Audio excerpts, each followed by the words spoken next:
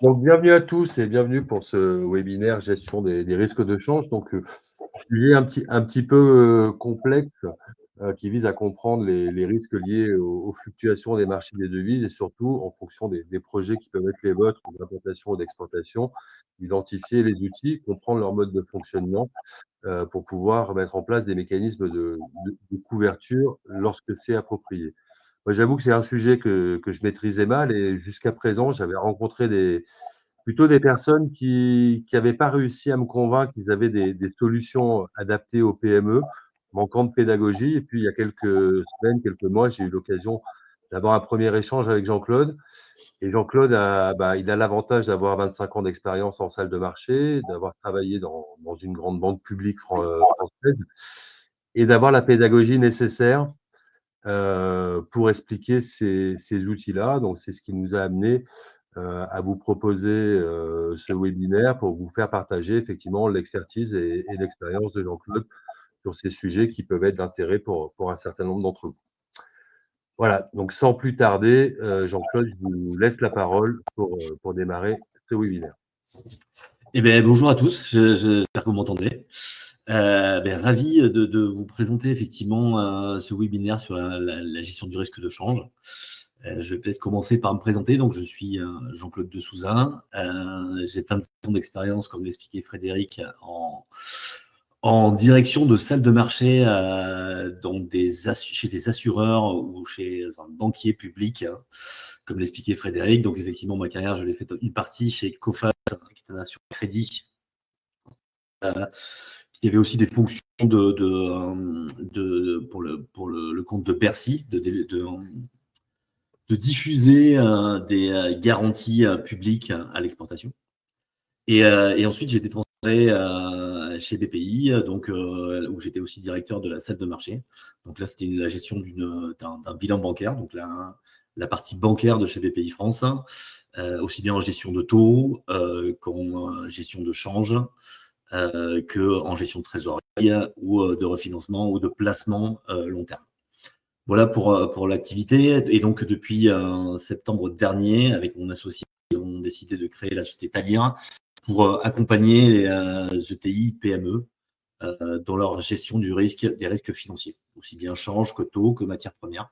Donc, le but est effectivement de proposer à des gens qui n'ont pas forcément ni les besoins, ni les capacités d'internaliser des compétences financières et qui ont besoin juste ponctuellement de leur proposer effectivement de les accompagner de manière ponctuelle également.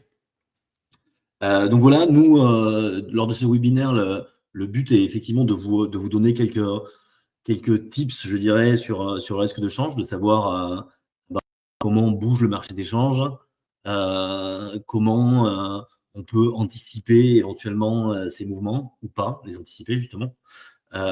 Toutes ces petites choses. Donc, effectivement, au bout d'une heure, je ne pense pas qu'on va réussir à être des spécialistes du risque de change. Mais voilà, c'est pour vous donner quelques outils pour être plus au fait de ce dont on parle. Donc, sur cette présentation, elle va se dérouler en 4 parties. Donc, d'abord, on va vous présenter effectivement un environnement de marché, de savoir qu'est-ce qui fait que les cours bougent. Est-ce qu'on a la capacité à les anticiper ou pas? Est-ce que ça marche? Est-ce que ça marche pas? Est-ce qu'on a un environnement de marché actuellement qui est plutôt risqué, pas risqué? Est-ce qu'il est risqué et que ça va faire bouger les marchés? Quels sont les facteurs qui peuvent le faire bouger actuellement? Ensuite, on va définir ce qu'est le risque de change pour un cas d'importation et un cas d'exportation. Alors, on a pris des cas standards, donc là, par une règle, comme j'expliquais, par une règle de 3, vous l'appliquez à vos problématiques pour savoir si effectivement c'est quelque chose de prégnant ou pas prégnant chez vous dans vos organisations. Ensuite, le troisième point, ça sera de vous présenter les spécificités du marché des changes. Donc, comment il marche, qu'est-ce que ça a de particulier, le marché des changes, quelles sont ses caractéristiques. Et ensuite, on va essayer de vous montrer un petit peu se couvrir contre le risque de change, à la fois des manières naturelles, des fois, si vous ne couvrez pas, quels sont vos avantages, des inconvénients, et pour aboutir sur les produits purement bancaires, que vous pouvez utiliser ou pas d'ailleurs, parce que je pense qu'avant toute chose, il faut faire un diagnostic de quel est votre risque de change et aussi de quel est votre appétit pour le risque ou justement votre non-appétit pour le risque. Donc voilà. Et pour aboutir sur les 3 plus grosses familles de produits de couverture qui sont le spot, le terme et les options de change. Et tout ça, on va essayer de vous présenter tout cela. Donc en commençant par l'environnement de marché, donc c'est déjà en 2 étapes. Donc c'est savoir est-ce qu'on peut faire des prévisions, est-ce qu'elles sont faciles, est-ce qu'elles sont impossibles, et essayer de révéler les thèmes et les risques de 2024. Pour commencer sur les prévisions difficiles, voire impossibles, un cours de change, et ben voilà, c'est une devise 1 contre une devise 2. C'est tout simplement, ça varie suivant qu'il y ait beaucoup de gens qui veuillent acheter la devise 1 et vendre la devise 2, ou dans le sens inverse, beaucoup de gens qui veulent acheter la devise 1 et acheter la devise 2. Et tout ça se crée en fait en rencontrant la loi de l'offre et la demande. On a des prévisions de marché, et en face de ça, on a des valeurs des datas de marché qui vont être sur un pays, l'emploi, les déficits budgétaires, l'inflation, le commerce extérieur, par exemple, la croissance, la production, la consommation, très important aux US, par exemple, la consommation. Et donc, ça va former des cours. Et donc, c'est au moment où effectivement, cette loi de l'offre et la demande se rencontrent. C'est-à-dire qu'il y a des gens qui pensent qu'on est au bon niveau, d'autres qui pensent qu'on n'est pas au bon niveau, et tout simplement, ils se rencontrent et on arrive au bon niveau. Donc là, la problématique essentielle est de se dire, est-ce qu'on a la capacité à prédire un peu l'avenir ? Et donc ça, ces prédictions sur l'avenir, elles vont être aussi, ça va être des prédictions sur les indicateurs économiques, de savoir si vous pensez que le PIB, l'inflation vont monter, descendre, comment vont se passer ces différentes variables financières, comment va évoluer la politique monétaire, et on est en plein dedans puisque on sort de la réunion de la BCE où Christine Lagarde a parlé, et où justement elle n'a pas donné beaucoup d'informations. Il va falloir que les marchés imaginent ce qui va se passer au niveau de la politique monétaire. Les facteurs politiques, géopolitiques, les facteurs politiques, vous le savez, il y a des élections qui arrivent en Europe, il y a des élections qui arrivent aux US. 2024 est une année très spécifique puisqu'elle a vu un bon nombre de gens sur la planète aller voter et choisir des candidats. Je ne sais pas si vous voyez mon écran ou pas. Oui. Oui, on voit bien, on voit bien. Excusez-moi, j'ai eu mon écran s'était éteint. Et voilà, et donc il y a aussi les conditions de marché. Je pourrais prendre l'exemple de l'euro et du yen. Le différentiel de taux est tellement élevé entre l'euro et le yen que naturellement, les cours de l'euro-yen montent. L'analyse technique, c'est essayer de trouver des figures dans des cours. C'est un peu ésotérique, mais ça a un côté auto-réalisateur. C'est-à-dire que comme tout le monde le regarde, des fois, ça arrive que l'on retrouve des formes et certaines variations dans les cours. Et ensuite, bien sûr, il y a tous les modèles économétriques, le sentiment de marché. Et voilà, essayer de trouver ce que l'on veut du marché dans le futur. Et vous le voyez, ça fait beaucoup de variables qui sont interdépendantes souvent, et elles sont très interdépendantes. Beaucoup de variables, peut-être trop de variables. Et donc, on a essayé de vous montrer sur le graphe, en violet, vous avez la variation de l'euro-dollar, qui est la parité reine du change. Et donc, en différentes couleurs, vous avez les prévisions du consensus des banquiers privés. Donc, on ne prend plus les banquiers, BNP, Goldman Sachs. Et on prend un consensus de ce qu'ils pensaient qu'allait être l'euro-dollar à plusieurs trimestres. Et donc, vous voyez que le 1er 2020, ils ont eu tort. Le 1er janvier 2021, ils ont eu très tort. Le 1er janvier 2022, ils ont également eu tort. Vous voyez, c'est quelque chose qui est impossible à faire puisque toutes les données sont complètement interdépendantes. Et on va essayer de le voir avec ce que sont les conditions de marché actuellement pour vous montrer que vous allez voir, parce que vous avez une de l'actualité, que toutes les données sont complètement corrélées les unes entre elles. Donc, c'est un jeu infaisable de prédire l'avenir sur les devises. En plus, il y a trop de valeurs qui rentrent en compte dans tout cela. C'est-à-dire que, prenons par exemple le pétrole se paie en. Donc, si le pétrole bouge, vous allez avoir la variation du dollar, puisqu'il va falloir acheter des dollars pour acheter du pétrole. Et tout ça sur l'intégralité des matières premières. Donc, on a trop d'effets contingents vraiment à ces indicateurs économiques pour pouvoir faire des prévisions qui sont les bonnes. Donc après, qu'est-ce qu'on peut dire? On peut dire tout simplement qu'il y a une chose qui est très simple, c'est que les deux chemins que, je prends l'exemple de l'euro-dollar, il y a deux chemins que peut prendre l'euro-dollar, c'est-à-dire il peut monter ou il peut descendre. C'est aussi simple que ça, c'est-à-dire que et donc vous avez une chance sur deux d'avoir raison. Si jamais vous êtes sûr que ça va monter, ben vous avez quand même une probabilité que ça peut descendre, et si vous êtes sûr que ça peut descendre, vous avez une probabilité que ça peut monter. Donc voilà, tout ça pour vous dire que les décisions sont difficiles. Pour avoir une certaine expérience de salle de marché, on avait l'habitude et tous mes confrères de salle de marché de mettre tous les œufs dans le même panier. C'est-à-dire qu'effectivement, il faut se couvrir, mais se couvrir, et on le montrera un peu plus tard, c'est aussi prendre une position, figer un niveau euro-dollar que l'on a à un instant T, et c'est se fermer des possibilités d'avoir des meilleurs niveaux ensuite. Donc voilà, c'est si je peux vous donner un conseil dès le départ, c'est ne jamais mettre les œufs dans le même panier.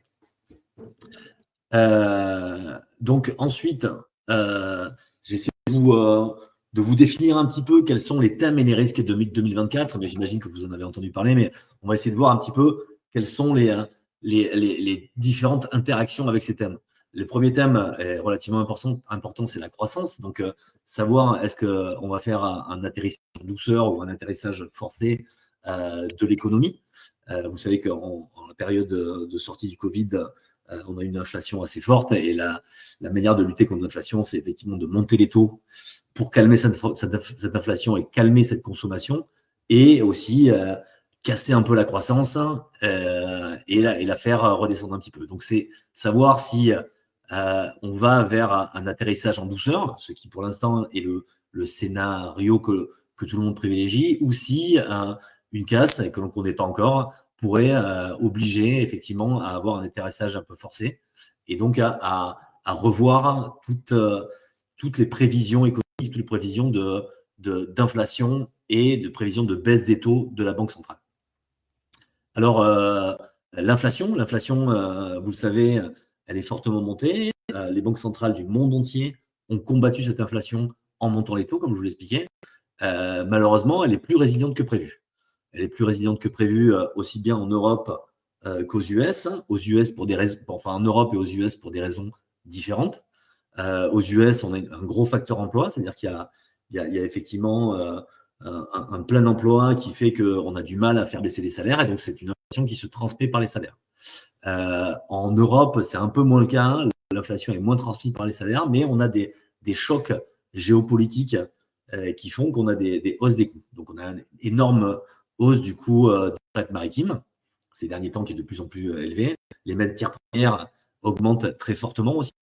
Voilà, sur le coût du fret, c'est différents facteurs. C'est effectivement le réveil de la Chine, un problème logistique, les containers qui viennent de Chine repartent à vide, un problème effectivement de coût d'opportunité, essayer de faire un peu de commerce avant que le protectionnisme américain-européen se mette en place.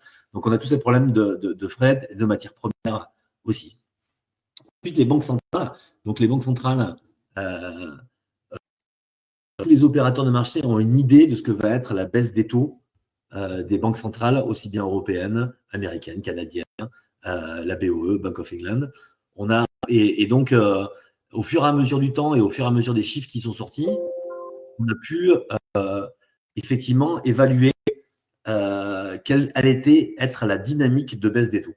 Cette dynamique de baisse des taux était très, très optimiste, puisqu'il y a encore quelques temps, on pensait que à la fois la Fed, donc la Banque centrale américaine, et la Banque centrale européenne avaient très fortement baissé les taux, et ce n'est pas le cas. Et donc, effectivement, le marché s'est trompé. Jusqu'à présent, le marché ne fait que se tromper sur ça. Et donc, on suit un peu les banques centrales. Les bulles financières, et effectivement, vous suivez les marchés, vous suivez Nvidia qui hier a dépassé Apple en termes de capitalisation financière. On n'est pas à l'abri d'une bulle financière. voilà, tout cet attrait pour l'intelligence tech, pour lesquelles il y a beaucoup de demandes de la part sur les actions, mais qui est très dépendante aussi des taux d'intérêt, puisque c'est des business où on a des flux futurs, enfin des prévisions de gains futurs, et donc qui sont actualisés, donc très dépendants des taux d'intérêt. Et enfin, comme je l'expliquais avant, on a devant nous un risque géopolitique déjà connu, mais qu'on n'est pas l'issue. L'Ukraine, la Russie, Israël, Chine, Taïwan très très fort actuellement. Il n'y a jamais eu autant de bateaux autour de Taïwan, donc voilà, on a quelque chose qui est un peu moins surveillé, mais qui est effectivement à surveiller également. Et bien sûr, le problème de l'élection présidentielle US. Voilà. Et donc, comment tout ça est interne? C'est relativement simple, mais voilà. Taïwan est entouré de bateaux. Si la Chine attaque, Taïwan peut avoir un problème. Ça peut créer. Alors, vous ne savez peut-être pas, mais Nvidia, les puces sont faits, les semi-conducteurs sont faits à Taïwan essentiellement. Donc, ça peut créer un problème sur Nvidia ou les autres valeurs de la technologie. Donc, ça peut faire qu'on a un hard landing. Et donc, on peut imaginer une banque centrale qui est obligée de baisser, mais une inflation qui monte. Donc, et vous voyez que vous avez tous ces facteurs. Et moi, comme n'importe qui, nous sommes incapables de vous dire où est-ce que ça va. C'est-à-dire qu'on ne sait pas, parce qu'on a trop de données à imaginer et à anticiper, et des données qui sont trop interconnectées pour pouvoir avoir une vision claire. On peut avoir une vision claire sur un très court terme, mais sur du moyen terme ou long terme, c'est impossible. Voilà, tout ça est complètement interconnecté. Et donc, pour vous dire qu'il y a des sujets. Alors, et comme vous avez pu le voir sur la slide précédente, je vous ai parlé de tous ces sujets. Il y a des sujets qui existaient déjà l'an dernier. Il y a des sujets qui existent depuis 2 ans, notamment ce conflit en Ukraine qui, comme vous pouvez le voir, n'a pas un impact très très fort sur l'euro-dollar. Donc voilà, c'est tout ça pour vous dire que il peut y avoir des gros mouvements, des grosses choses, mais qui n'ont pas forcément un impact très fort sur la parité de change. Voilà, sur ce qui se passe depuis 2 ans, c'est que aussi bien les US que l'Europe sont dans le même combat, qui est le combat contre l'inflation. Donc, les deux sont dans le même combat, mais il n'y a pas vraiment de séparation entre les deux zones. Les deux zones vont dans la même direction, donc la parité euro contre dollar reste relativement stable. Voilà, ça c'était pour un tour d'horizon de ce qui se passe. Enfin, comment on définit les cours, comment on peut essayer de les anticiper. Et comme je vous dis, ça paraît très difficile. Et quels sont les gros sujets 2024 aujourd'hui? Ces gros sujets 2024, ils vont évoluer. Voilà, il y a des risques qui vont monter. Les anticipations de marché vont aller dans un sens puis dans l'autre. Il y aura probablement de la volatilité. Ce que l'on sait quand il y a beaucoup d'événements comme ça, c'est qu'il y aura de la volatilité. Dans quel sens? On n'est pas sûr de notre coup, mais ça va bouger. Donc ensuite, on va essayer de vous présenter qu'est-ce que c'est l'exposition au risque de change et qu'est-ce que c'est le risque de change et comment il est contingenté lui aussi avec d'autres risques. Donc là, on a pris une étude de cas sur l'import. Donc on prend une année, donc j'ai pris spécialement une année 2022 où l'euro-dollar a très fortement baissé. Donc là, on est dans le cas import. Donc là, on prend un importateur qui achète $1 million de marchandises par mois à son fournisseur américain. Bon, c'est pas un autre fournisseur, mais c'est un fournisseur américain dans cet exemple. Et donc, au début de l'année, pour définir son court budget, simplement, il a pris le cours de janvier 2022. Et donc, il s'est dit, moi, ce qui va m'arriver, c'est que je vais payer l'équivalent en euros de $1 million converti au cours de 1,1235. Donc, c'est 1 million divisé par 12,35. Donc, ça nous fait 890 000 euros. J'ai payé 12 fois 890 000 euros. Donc, 10 millions 680 millions d'euros. Mais bon, s'il voudrait vraiment faire ça, il faudrait que donc, pour payer tout ça, il immobilise de la trésorerie et donc 10 millions 680 000 euros qu'il immobilise en trésorerie pour pouvoir les payer, les convertir en dollars et pouvoir les payer au fur et à mesure du temps. Donc, ça lui demande d'immobiliser quand même beaucoup d'argent. Donc, ce qui va se passer, c'est qu'il va plutôt chaque mois convertir des euros en dollars. Et donc, il va subir les variations de l'euro-dollar. Ces variations de l'euro-dollar, on va vous les représenter ici, donc sur l'année 2022. Donc, vous voyez une grosse baisse de l'euro-dollar. On est passé en dessous de la parité. Donc, le dollar était plus fort que l'euro. et ensuite pour revenir au-dessus de la parité. Donc, s'il les échange donc à chaque fin de mois et qu'il applique au cours de chaque fin de mois, vous voyez que effectivement, il a cette petite barre violette foncée qui lui indique qu'il va payer plus cher ses achats en dollars. Donc là, on voit qu'il paye finalement 11 422 des au départ. Donc, si on analyse ça sur un graphe, on voit que sa perte cumulée sur l'année s'élève donc à 742 000 euros. Donc, pour un achat de 1 million de dollars par mois sur l'année, donc 12 millions de dollars, il a une perte de 742 000 euros qui est un impact directement pas son chiffre d'affaires, mais sur son résultat. C'est-à-dire que ça n'a rien à voir. Il a quand même acheté l'équivalent de 12 millions de dollars, mais ça lui a coûté 742 000 euros en plus. Donc voilà, c'est quelque chose qui doit être impacté directement sur la marge. Donc, imaginons que ce soit un distributeur et qui marge à on va dire 15%, il a déjà cramé, les mots d'expression, la moitié de sa marge. Donc voilà, c'est quelque chose de très prenant. Alors là, on est sur l'exemple de 2022 qui était une année où ça a relativement bougé, où il y a eu des grosses variations et notamment une variation à la baisse. Donc là, on prend vraiment des exemples typiques pour vous montrer que ça veut baisser. C'est-à-dire que voilà, si vous prenez sur l'année 2023, le même business case aura perdu beaucoup moins. Voilà, mais voilà, quand on doit regarder ça et qu'il est trop tard, ça peut être un problème sur le business. Donc ça, c'est pour la partie import. Et vous imaginez bien qu'il y a le corollaire de la partie export. Donc le corollaire de la partie export est très très simple. Là, on a pris une autre année qui a été 2017, où vous verrez que là, c'est le cas contraire où l'euro-dollar a fortement monté. Et donc là, on prend un exportateur qui vend l'équivalent de 1 million d'euros pris au 1er janvier 2017, ce qui correspond à 926 000 euros. Donc, il vend 1 million de dollars, et donc ça équivaut à 926 000 euros. Il les vend, ces marchandises, par mois. Et donc, quand il vend, il est payé. Et quand il est payé, il doit convertir en dollars. Donc, au départ, si jamais il prend comme court budget son cours de début d'année, on arrive effectivement à une répartition, puisque lui, il a pris un court budget qui ne bouge pas dans le temps. Et donc, il s'attend à recevoir 926 000 euros par mois sur 12 mois, ce qui nous donne 11 110 000 euros. Voilà, ça c'est ce qu'il avait prévu dans son budget. Malheureusement, ce qu'il fait, c'est que lui, son client va payer mois par mois. Et donc, à chaque mois, lui, il va convertir en euros les montants de dollars qu'il touche. Et donc, il va subir, ce qu'on va vous montrer maintenant, c'est les variations de marché. Et donc là, sur ce coup-là, on voit qu'en 2017, on est passé de 1,0798 à 1,2005. Donc, que l'euro s'est apprécié et que le dollar s'est déprécié. Donc, ça veut dire que plus on doit le convertir, plus on a des dollars qui arrivent et qu'on doit les convertir, moins ça donne d'euros.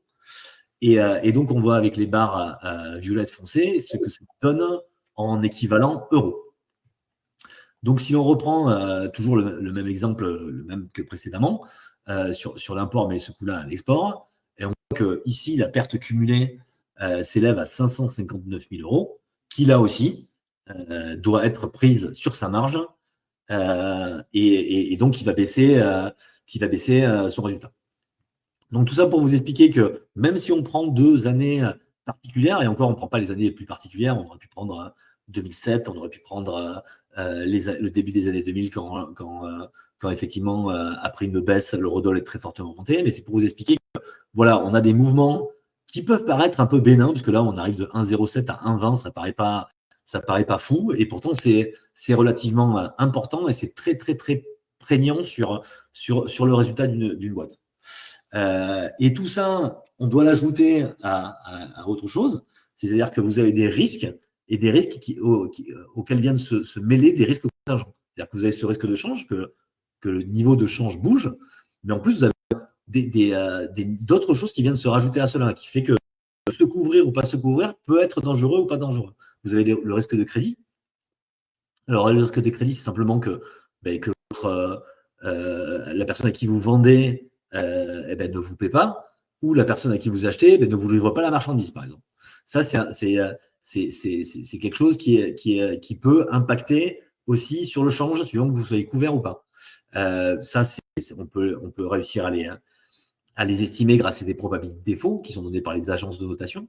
Et il y a aussi des outils, mais des outils qui ne sont pas à destination des PME, ETI, mais plus des grands groupes, qui sont les Credit Default Swap, ce qu'on appelle les CDS, et les CDO. Mais c'est des choses auxquelles vous n'avez pas forcément accès. Ensuite, on a le risque de liquidité. C'est effectivement, c'est ce qui fait bouger le marché des changes. Et donc, le risque de liquidité, c'est sur certaines devises, vous pouvez être dans l'incapacité totale de vous couvrir, voire même de convertir vos devises. Prenons l'exemple du Nigérien. Voilà, qui a essayé de passer en régime de change flottant. Pendant quelques jours, il était impossible ni de se couvrir, ni de convertir des naira contre des euros, contre des dollars. C'était impossible. Donc, vous avez ce risque de liquidité. Ensuite, vous avez un risque commercial. C'est-à-dire que là, je vous ai pris un exemple où on n'avait aucun risque. C'est-à-dire quelqu'un qui achetait 1 million d'euros, plutôt 1 million de dollars, ou qui achetait 1 million de dollars. C'est-à-dire que dans la vie, ça n'arrive pas. C'est-à-dire qu'il y a des fluctuations dans le chiffre d'affaires, aussi bien que l'on parle de flux ou que l'on parle d'appel d'offres, de cas ponctuels. Donc, on a un risque commercial, c'est-à-dire qu'on ne connaît pas exactement le montant de ce que l'on va vendre. Donc, on ne sait pas non plus le montant de ce que l'on devrait se couvrir. Et ensuite, on a un risque de taux.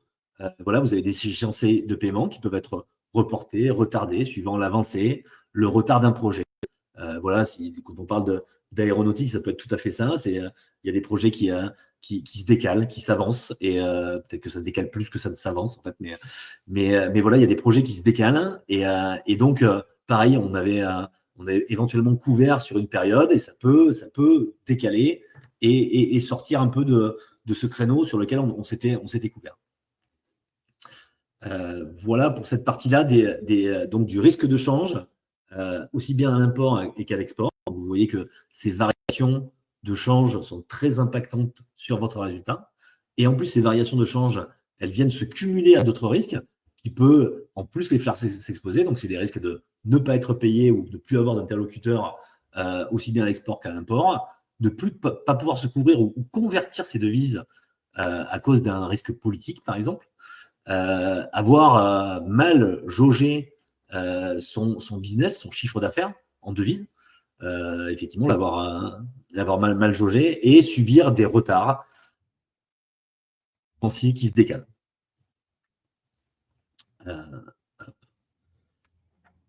Donc ensuite, on va essayer de vous présenter, excusez-moi, je bois, les caractéristiques principales du marché des changes et les différents types de devises. Les caractéristiques du change, c'est très simple.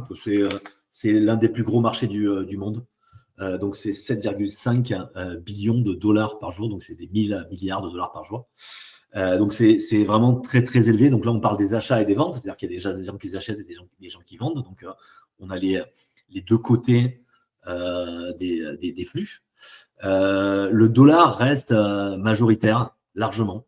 Il y a encore les données SWIFT qui sont sorties hier, montrant que le dollar reste majoritaire. Il y a des grands manigances, j'allais dire, mais voilà, tous les pays qu'on appelle les BRICS, c'est de se dédollariser. Mais pour l'instant, le dollar reste la devise reine. Voilà, c'est le dollar qui est présent dans les réserves des banques centrales. C'est la devise qui sert aussi de commerce pour les matières premières. Donc, elle reste vitale, elle reste la première devise qui est échangée. Il y a des secteurs, voilà, le secteur aéronautique se négocie beaucoup en dollars parce que les avions se vendent en dollars.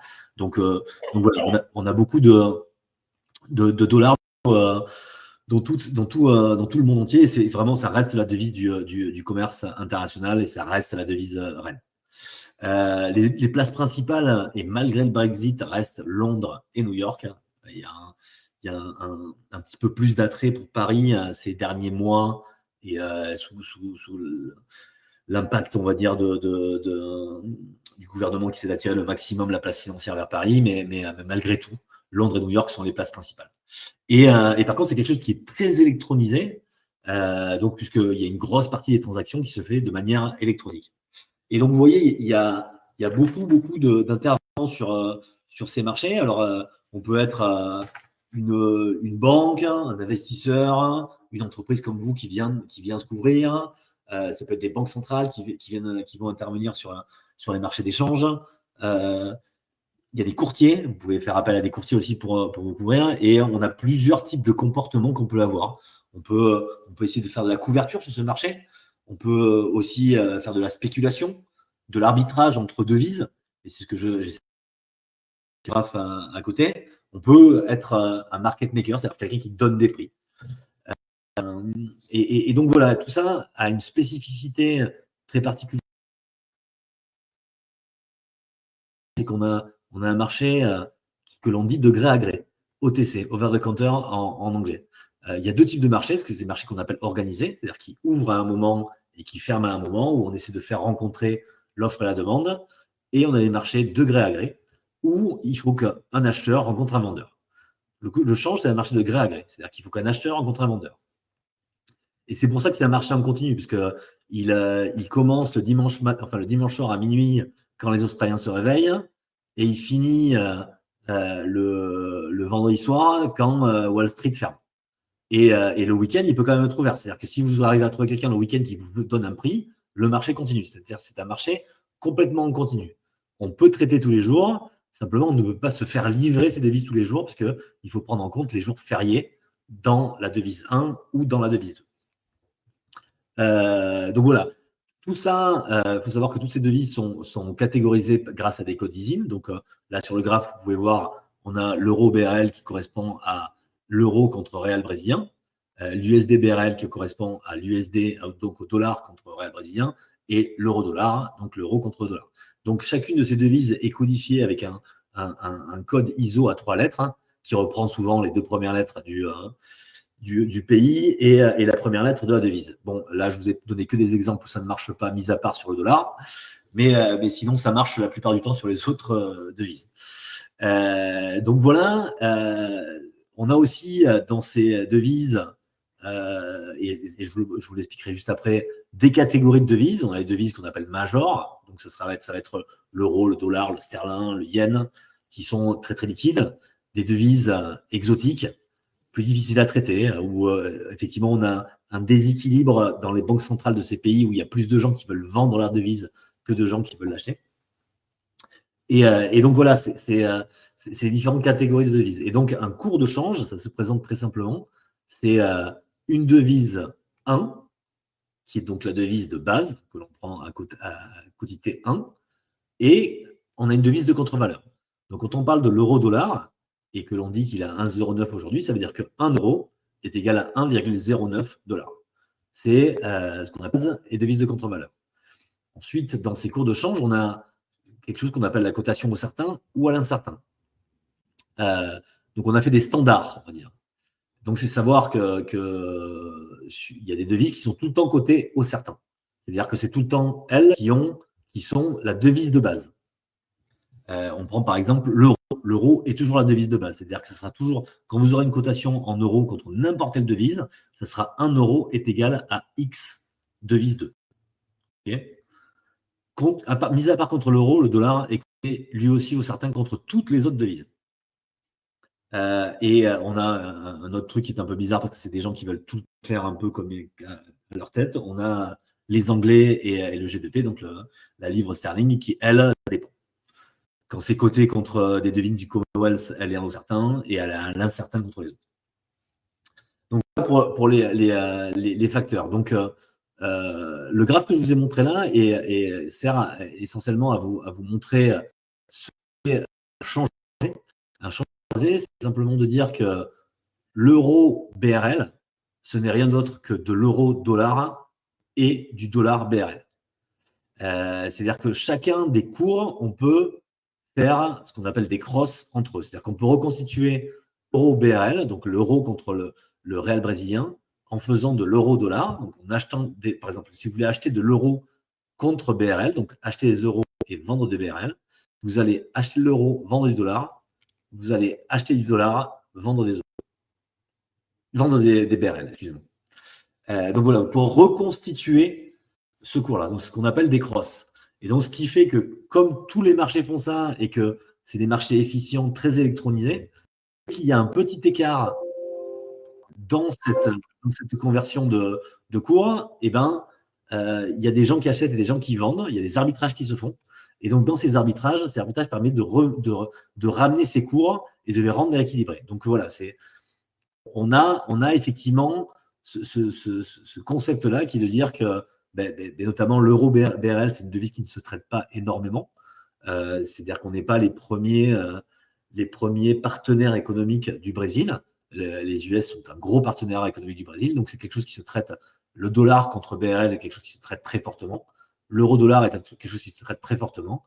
Et pour calculer le niveau de l'euro contre BRL, on passe par deux autres parités. Voilà, il y a des corrélations entre les devises. Voilà, le dollar australien et le dollar néo-zélandais sont très corrélés, on est sur les mêmes zones. Il y a des corrélations entre les zones. Voilà, vous prenez la couronne danoise est très corrélée à l'euro parce qu'elle est quasi dans l'euro.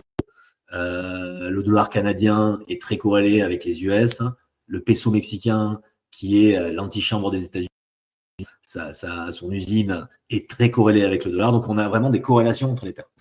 Et enfin, voilà, il y a des bases de calcul pour calculer, mais je reprendrai ça un peu plus tard, puisque j'essaie d'avancer un petit peu.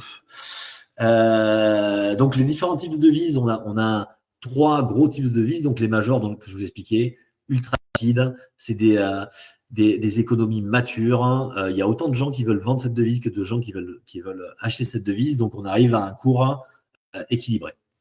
On a les devises émergentes. Donc, les devises émergentes, là, par contre, on a quand même plus de gens qui veulent vendre la devise que de gens qui veulent acheter la devise. Les gens veulent plutôt passer sur des devises majors. Donc là, il y a certains pays, on prendra au Brésil, à la Chine, à la Russie, à la Colombie, à la Thaïlande, qui vont mettre en place certaines mesures pour retenir les capitaux. Ça va être l'incapacité, par exemple, à faire de la devise offshore, c'est-à-dire que contrairement aux devises majeures où vous pouvez aller sur les Champs-Élysées, si vous voulez des dollars, vous allez sur les Champs-Élysées, vous allez chez un courtier de change et vous échangez des euros contre des dollars, mais vous ne pouvez pas faire ça avec des réals brésiliens, vous ne pouvez pas faire ça avec du Chinese Yuan, vous ne pouvez pas faire ça avec d'autres devises qui ont essayé de retenir leurs devises chez eux pour essayer qu'il n'y ait pas de fuite et essayer de contenir le fait que naturellement, il y a un biais quand même supérieur à vendre leurs devises plutôt que l'acheter. Et enfin, on a les devises frontières. Donc là, on va parler de l'Égypte, de pas mal de devises africaines, de pas mal de devises caraïbes, où là, par contre, personne ne veut acheter leur devise et tout le monde veut la vendre. Et donc là, c'est une espèce de...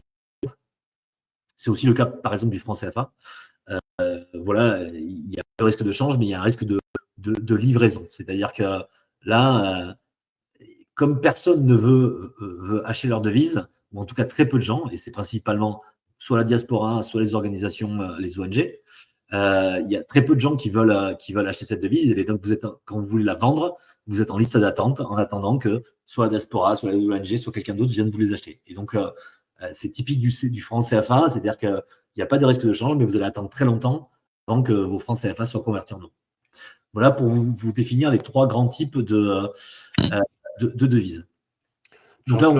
Jean-Claude, je me permets, parce que vous nous transmettez toute votre passion, mais en même temps, le temps passe et on avait des engagements aussi sur le tempo. Il est déjà 17h45. Voilà, je voulais juste attirer votre attention sur cet élément-là. Je prends encore 5 minutes et après, on a d'éventuelles questions si vous avez. Parfait. Donc là, on vous définit effectivement les différents types de devises qui existent et comment elles sont réparties. Donc, les major currency, les devises qui sont payées à d'autres devises, donc, et les devises émergentes et les frontières currency. Donc après, c'est les moyens pour se couvrir. Les moyens pour se couvrir, c'est relativement simple. C'est soit vous ne faites pas de couverture. Et donc là, l'avantage, c'est quoi? C'est que si jamais la devise va dans le bon sens, et bien vous gagnez de l'argent, vous n'êtes pas couvert. Et par contre, l'inconvénient, c'est que si jamais elle va dans le mauvais sens, vous perdez de l'argent. Pas se couvrir, c'est soit effectivement vendre en dollars et échanger ces dollars au fur et à mesure, mais ça peut être aussi vendre en euros. Et donc là, votre désavantage, c'est un désavantage commercial. C'est-à-dire que au bout d'un moment, votre produit peut devenir trop cher pour l'acheteur, si vous êtes à l'export. Vous pouvez intégrer ça dans les prix, c'est-à-dire prendre une marge supplémentaire à lorsque vous exportez ou lorsque vous importez ou lorsque vous, dans vos marges, vous pouvez intégrer cette variation de prix. Mais donc, l'avantage, c'est que vous aussi bénéficiez du bénéfice de change si jamais les cours vont dans le bon sens. Mais par contre, le problème, c'est si jamais vous avez pris une marge de 5% et que l'euro-dollar ou l'euro sterling varie de plus de 5%, et ben, vous vous retrouvez dans la situation de vous n'êtes pas couvert. Et il existe les assurances change BPI France qui permettent de se couvrir plutôt sur un flux incertain, là où il y en a un commercial, et c'est uniquement à l'export. Voilà, c'est un produit plutôt standardisé. Donc la problématique, c'est rentrer dans ce standard. L'une des façons, c'est effectivement de faire du netting intra-groupe. Donc là, l'avantage, c'est le coût, c'est ce qui vous coûte le moins cher. C'est-à-dire que bêtement, vous vendez en dollars, achetez en dollars. Vous achetez en dollars, vendez en dollars. C'est-à-dire que votre actif et votre passif vont s'équilibrer et ce sera une couverture naturelle. C'est ce qu'il faut essayer de faire au maximum. Alors voilà, ça peut imposer des délocalisations éventuelles, mais c'est ce qu'il faut faire au maximum. Et ça permet de répartir le risque aussi bien entre l'actif et le passif. Mais bien entendu, la portée est relativement limitée. Mais voilà, il faut essayer au maximum de faire ça. Et enfin, on a les produits bancaires qui se répartissent en plusieurs types que l'on va voir juste après. Donc, on prend le change au comptant le change au comptant, c'est échanger vos dollars aujourd'hui en euros. Ça, c'est le comptant, c'est le source. Et après, on a des couvertures qui sont soit fermes, qui s'appellent des FX forward ou des FX swap, soit optionnelles, qui s'appellent des FX options. Sur les contrats fermes, on a de agrès ou organisés. Il existe des instruments sur les marchés organisés. Il faut avoir un courtier et c'est plutôt réservé, on va dire, aux banques et aux grandes institutions financières. Et sur les sur les produits optionnels, c'est exactement la même chose. On a du gré à gré ou de l'organisé. Là aussi, l'organisé ne vous est pas forcément destiné. Donc, on a ces différents produits que l'on peut mettre en place. On essaie de vous les expliquer et je prends 3 minutes pour les expliquer très rapidement. Le FX Spot, c'est qu'est-ce que ça fait d'échanger des euros contre des dollars. Quand vous échangez des euros contre des dollars à un jour J, vous allez les avoir à un J plus 1. Donc, c'est les 2 jours de valeur pendant lesquels les taux d'intérêt ne s'appliquent pas. Et donc, ça, c'est pas un instrument de couverture. C'est un instrument, effectivement, pour échanger vos dollars comme vous les avez. En intraday, ce qu'on a essayé de vous montrer, c'est si vous achetez l'euro-dollar et que l'euro-dollar monte, vous gagnez de l'argent. Si vous vendez l'euro-dollar et que l'euro-dollar monte, vous perdez de l'argent et inversement. Alors ça, c'est hyper liquide. Vous allez avoir, il faut mettre en concurrence vos éventuels courtiers ou vos éventuels banquiers, mais c'est très liquide. Le prix entre l'achat et la vente est très très serré et c'est relativement simple à réaliser. Par contre, ce n'est pas un instrument de couverture. En instrument de couverture, on a un autre produit qui s'appelle un outright ou un FX forward. C'est là, aujourd'hui, vous pouvez négocier pour échanger des euros contre les dollars à une date future, qui peut être 6 mois, 9 mois. Là, par contre, c'est une couverture de change pure. Elle va vous couvrir complètement contre les conditions de marché de change et les conditions de marché de taux. Les spreads aussi entre l'achat et la vente sont relativement serrés. Et c'est très simple à réaliser, mais par contre, c'est ferme et engageant. C'est-à-dire que si vous n'avez pas votre business sous-jacent, vous devrez quand même acheter ou vendre, suivant le sens que vous avez choisi, avec votre banque. Comment c'est calculé ces cours-là? C'est relativement simple. C'est imaginez que vous ayez que vous savez que dans 6 mois, vous allez toucher 10 millions de dollars. Vous savez que vous allez toucher 10 millions de dollars dans 6 mois. Vous pouvez tout à fait emprunter ces 10 millions de dollars. Si vous empruntez ces 10 millions de dollars ici à 6 mois, ces 10 millions de dollars se transforment en 9 735 000 dollars avec les conditions de taux actuelles. C'est-à-dire que vous voyez les intérêts upfront, on les paie au début, donc 10 millions deviennent 9 735 000. C'est ce qu'on appelle l'actualisation. Ces 9 735 000, vous les convertissez au cours du jour qui est 1,0910. C'est les données financières qu'on a mis à droite. Ce 1,0910 vous donne donc 8 923 millions d'euros que vous placez sur les marchés euros. Donc le 1, c'était une actualisation sur les marchés de dollars. et vous les placez sur les marchés euros. Comme il y a un différentiel de taux, vous voyez que ça donne 9 083. Et si vous comparez ces 9 083 que vous avez aux 10 millions que vous avez touchés, ça donne un cours à un 1,1009 qui est différent du 1,0910. Et donc, la différence, c'est 99 10 millièmes, on va dire. Même 99 10 millièmes, c'est ce qu'on appelle les points de swap. Donc, ça veut dire qu'à un jour J, vous pouvez définir un contrat avec votre banquier qui va vous dire dans 6 mois, on peut échanger des euros-dollars à 1,1009. Et donc, vous voyez que ces cours sont dépendants des taux d'intérêt dollars et euros. Alors là, l'export, c'est un des avantages. L'import, c'est un avantage. C'est-à-dire que le cours forward, le cours terme, est supérieur au cours spot. Donc, ça, c'est pour vous expliquer cet instrument qu'on appelle le forward, qui, lui, est un instrument ferme. Donc, c'est-à-dire que quoi qu'il en soit, c'est gratuit, mais par contre, c'est ferme. C'est-à-dire que quoi qu'il arrive, il faudra échanger vos 10 millions de dollars contre 9 083 000 millions d'euros. Et ensuite, on a un dernier produit, le FX Swap, je vais passer puisque c'est à peu près la même chose. On a un dernier produit qui sont donc les FX Options. Les FX Options, c'est le corollaire de tout ça. On met un peu de probabilité à l'intérieur de tout ça. On dit, pareil, je veux acheter à un certain prix dans le futur. Par contre, je ne veux pas que ça me coûte si jamais l'euro-dollar baisse. Là, c'est dans le cas d'un achat de call.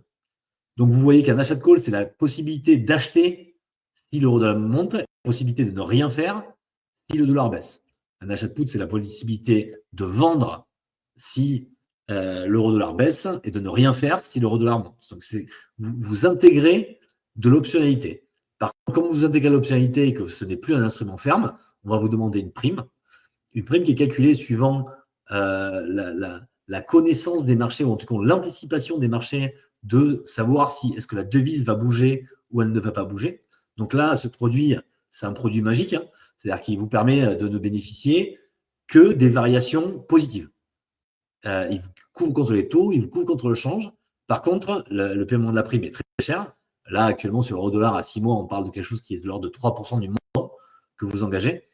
C'est légèrement moins liquide. Et vous avez un risque de l'avoir acheté cher, de la revendre un peu moins cher. Tout ça, et effectivement, le sous-jacent de tout ça, c'est de savoir comment c'est calculé une option, c'est la valeur aujourd'hui, qu'est-ce que vaut une option aujourd'hui à l'instant T, et qu'est-ce qu'elle vaudra de l'instant T jusqu'à l'échéance. Et donc c'est ce qu'on appelle la valeur intrinsèque, donc qu'est-ce qu'elle vaut aujourd'hui, et qu'est-ce qu'elle vaut dans le futur. Et donc c'est comme ça qu'on calcule une prime d'option. Je vais m'arrêter là pour vous laisser un peu de temps pour des questions éventuelles. Alors, peut-être Jean-Claude, moi pour la première, ce qui me manque un petit peu, et peut-être que vous pourriez nous expliquer, vous avez pris 2 exemples au départ, qui étaient un cas d'import, un cas d'export, et puis tous ces instruments, et finalement, qu'est-ce qu'auraient pu faire les entreprises qui étaient dans ces cas d'import-export, d'import ou d'export, pour se couvrir au travers avec les différents instruments que vous venez de présenter? Tout à fait. Prenons le cas de l'import. Là, si on avait au 1er janvier 2022 de fortes présomptions que l'euro-dollar allait baisser, et comme je vous dis, c'est difficile. Bon, ce qu'il aurait fallu faire, c'était effectivement faire un instrument à terme que je vous ai présenté tout à l'heure pour, on va dire, peut-être 50% du montant.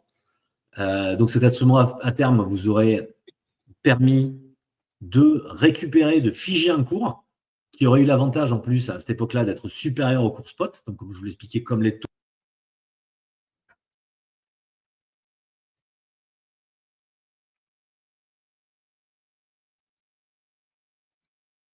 et une valeur supérieure, ça aurait été 1,14, vous auriez pu vous couvrir à 1,14. Donc la possibilité.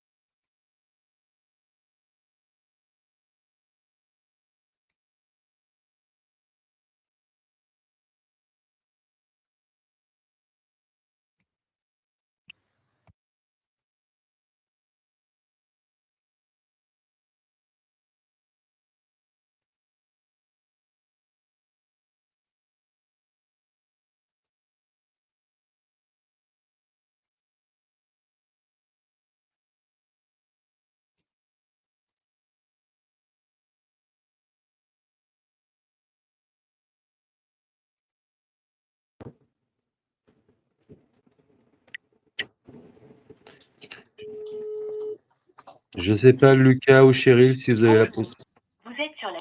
si vous avez la possibilité de contacter Jean-Claude.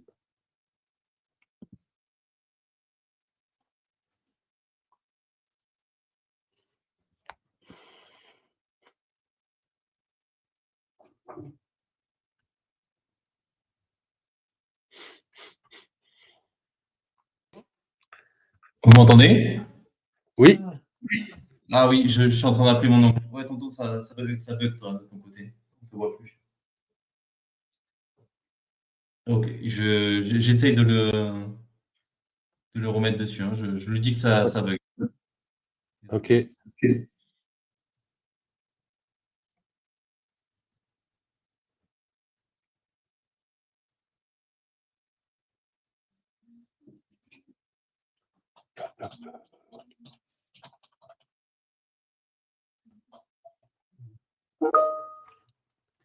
Hop.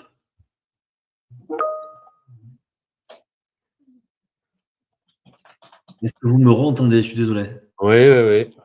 Je suis vraiment confus. Pas de souci, c'est la technique. C'est la technique qui nous a lâché. Je suis un. Hop. Donc je ne sais pas où est-ce qu'on s'est arrêté, mais donc Frédéric, On était sur vous posiez la question des mécanismes de de ce qu'il fallait couverture faire. Donc, activable. Ouais.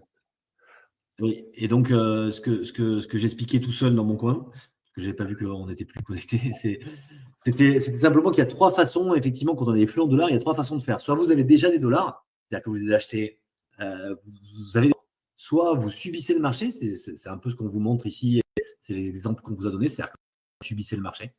Là, en 2022, sur de l'import, ça aurait été un risque. Soit vous achetez avant. C'est les produits financiers dont on vous a parlé à la fin. Alors, ils sont différents. Ils peuvent être appliqués suivant votre appétit au risque. Mais donc, comme je vous expliquais au départ, pas les œufs dans le même panier. Donc, ce qui aurait été une bonne solution, à mon sens, ce serait, vous êtes importateur, il faudrait une petite part de dollars, d'un compte dollar à hauteur de ce que votre trésorerie vous le permette pour avoir des dollars déjà et ne pas subir cette variation du dollar. Un petit peu regarder effectivement comment varie l'euro-dollar et le subir pour essayer de, si jamais on arrive, vous voyez, à des niveaux comme en 2022, à des niveaux en dessous de la parité, et peut-être faire des couvertures et acheter un peu plus de dollars. Et bien sûr, faire appel à certaines fois à ces produits financiers qui vous permettent d'acheter en avance et de figer des niveaux de cours. Donc, ce que je vous dis, c'est que la vérité est un peu dans les trois. La quatrième façon, c'est ce dont on parlait tout à l'heure, c'est au maximum essayer d'avoir le pendant soit à l'import de vendre en dollars, soit à l'export d'acheter en dollars, effectivement d'équilibrer sur ce bilan. Donc je vous dis, c'est que cette exposition au risque de change, c'est d'abord un diagnostic, une analyse. Il faut que vous rentriez dans tous les flux entrant et sortant pour minimiser ce qu'est le risque net de change. Une fois que vous avez ce risque net de change, il faut que vous réussissiez à faire des bonnes projections du chiffre d'affaires ou des achats futurs. Une fois que vous avez cette bonne projection du chiffre d'affaires ou des achats futurs, il faut que vous répartissiez un peu, il faut que vous analysiez un petit peu votre appétit au risque et vos connaissances de marché, enfin vos anticipations de marché voilà, qui peuvent être à très court terme. Et donc, une fois que vous avez ce delta d'exposition au risque, il faut le répartir ces trois choses. Donc, rester au maximum en dollars ce que peut vous permettre votre trésorerie, puisque vous insensibilisez au risque de change. Subir le marché, comme on peut le voir, parce que là, je vous ai pris un exemple, ça a bougé en votre défaveur, mais ça peut aussi bouger en votre faveur. Garder une partie pour aller chercher des opportunités de marché. Et la troisième partie va être prendre des instruments de couverture qui, eux aussi, sont engageants. C'est tout aussi engageant. La meilleure façon de faire, ça, c'est effectivement d'avoir des dollars tout le temps sur le compte. Mais en trésorerie, ça peut être compliqué. Et donc, la troisième façon, c'est, comme je vous disais, d'aller chercher ces produits financiers pour pouvoir vous couvrir. Très bien. Ok, merci. Alors, on a perdu un petit peu de monde avec notre coupure, malheureusement. Mais s'il y a des questions, vous pouvez, donc il n'y en a pas dans le chat, mais vous pouvez ouvrir vos micros et effectivement prendre la parole. On n'est pas très nombreux.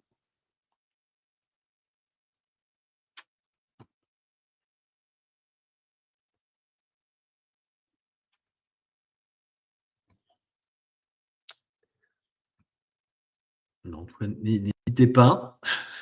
Alors, voilà, s'il n'y a pas de questions, ben, on va bientôt s'interrompre et conclure juste avant. Donc, la présentation hein, sera mise à disposition ainsi que les coordonnées de Jean-Claude, bah, qui pourra vous répondre sur vos questionnements. Ainsi, on mettra aussi à disposition le replay du webinaire. Il me reste, Jean-Claude, à vous remercier pour tous ces éléments d'explication.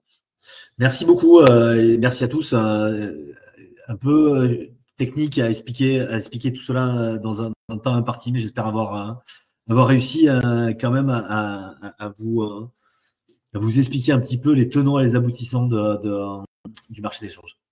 Bon. Et merci pour vos commentaires et à très bientôt à tout le monde. Merci beaucoup. Merci. Au Au revoir. revoir.